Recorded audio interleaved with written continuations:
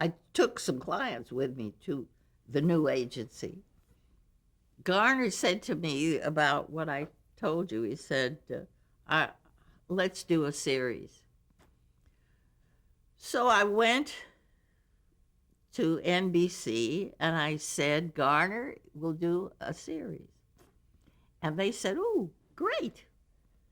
And they gave me a tremendous amount of money, $200,000.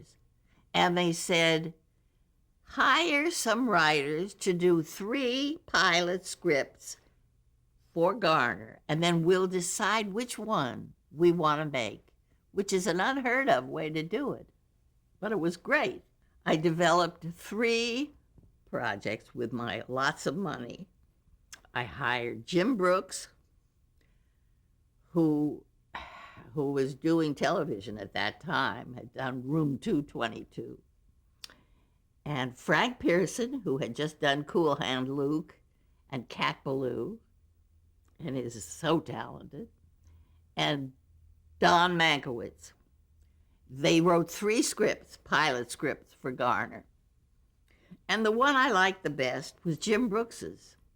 And so I had lunch with him.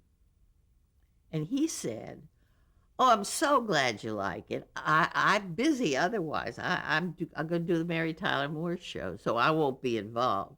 And I said, which is an absolute law with me, that if the person that writes the pilot won't work on the show, I don't do the show. So I said, then Jim, I'm not going to do it. I'm simply not going to do it. Frank Pearson was very happy to work on the show, and he had written a very good pilot script called Nichols. So Nichols was what we did.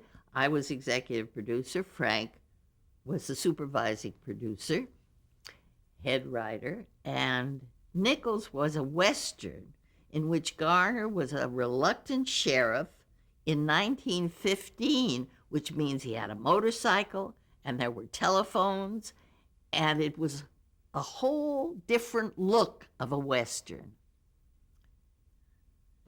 Well, Mort Werner was absolutely crestfallen because Garner wasn't John Wayne. He had a reluctant sheriff who didn't want to get killed and was very sharp and funny. And he wanted John Wayne, somebody who was macho. And he kept coming to me and telling me, couldn't we take some of the humor out and make him more tough? No, I said, this is the show.